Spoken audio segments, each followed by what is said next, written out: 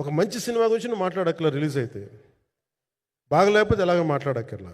అందుకే నేను ఎప్పుడు సినిమా క్వాలిటీ మీద దృష్టి పెడతాను తప్ప ఇంక మిగతా వాటి మీద మాట్లాడను. అందుకే నాకు ఎప్పుడు ఈ మాట్లాడటం అనే దాని మీద ఎప్పుడు దృష్టి పెట్టలేం.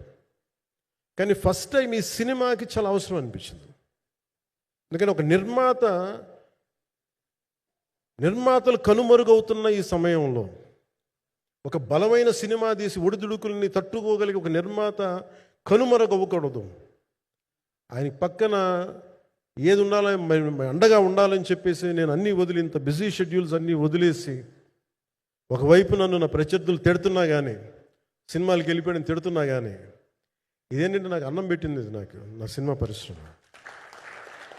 అంటే ఇక్కడున్న మిత్రులందరూ కూడా చాలామందికి నేను ఇండివిజువల్ ఇంటర్వ్యూస్ ఇచ్చాను. నేను చాలాసార్లు నాగేంద్ర కానీ మీరు కానీ చాలామందికి, వీళ్ళందరూ చాలామందికి నేను వ్యక్తిగతంగా తెలుసు.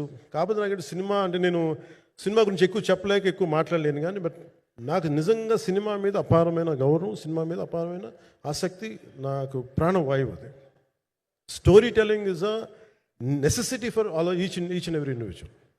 సో సినిమా అది మనకు కల్పిస్తుంది, సినిమా మనకి అలాంటి. కానీ ఈ సినిమా ప్రత్యేకించి చాలా ఛాలెంజింగ్ సర్కమ్స్టాన్సెస్లో, చాలా ఒడిదుడుకుల్లో, యాడ్వర్స్ కండిషన్స్లో కూడా మనస్ఫూర్తిగా దీన్ని ముందుకు తీసుకెళ్ళి, ఆర్థిక ఇబ్బందులు ఎన్ని వచ్చినా కానీ, అంటే నాకు పొలిటికల్గా పేరుండొచ్చు, దేశవ్యాప్తంగా నేను తెలిసి ఉండొచ్చేమో, కానీ సినిమా పరంగా వచ్చేటప్పుడు నేను చాలా హీరోస్తో కంపేర్ చేస్తే వాళ్ళందరికంటే చాలా తక్కువ నేను. సో దానికి ఉండే ఇబ్బందులు దానికి ఉంటాయి. మిగతా వాళ్ళకి బిజినెస్ అయినందుకు నాకు బిజినెస్ అవ్వదు, వాళ్ళకు వచ్చినందుకు నాకు రాకపోవచ్చు. ఎందుకంటే నా దృష్టి, నా కాంపిటేటివ్నెస్ ఎప్పుడు నేను సినిమాల మీద పెట్టలేదు. నేను ఇప్పుడు సొసైటీ పొలిటికల్ ప్రాసెస్ పెట్టాను, కానీ ఎప్పుడు సినిమా మీద నేను ఎంత ఉండాలనేది నేను ఎప్పుడు పెట్టలేదు. నేను ఎప్పుడు చాలాసార్లు మన నాగేంద్ర కానీ మిగతా మన సూపర్ హిట్ మన కీర్తిశేషులు బిఆర్ రాజు గారు చనిపోయారు, ఇంటర్వ్యూస్లో కూడా ఉంటుంది.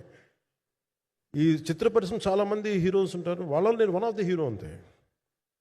నాది ఒక సంవత్సరంలో ఒక ఫ్రైడే, ఒక థర్స్డే రిలీజ్ అవుతుంది అంతే, అంతకుమించి తప్ప ఇది అందరి పరిశ్రమ, అందరూ రావాలి అలాంటిది నేను కోరుకునేవాడిని నేను. సో దాంట్లో భాగంగా రత్నం గారు లాంటి నిర్మాత బతికుండాలి, రత్నం గారి నిర్మాతకి ఇబ్బందులు కలగకూడదని చెప్పి లాస్ట్ మినిట్లో ఇంక చూసిన తర్వాత I stepped in to it. నేను భుజాల మీదకి తీసుకున్నాను ఇది.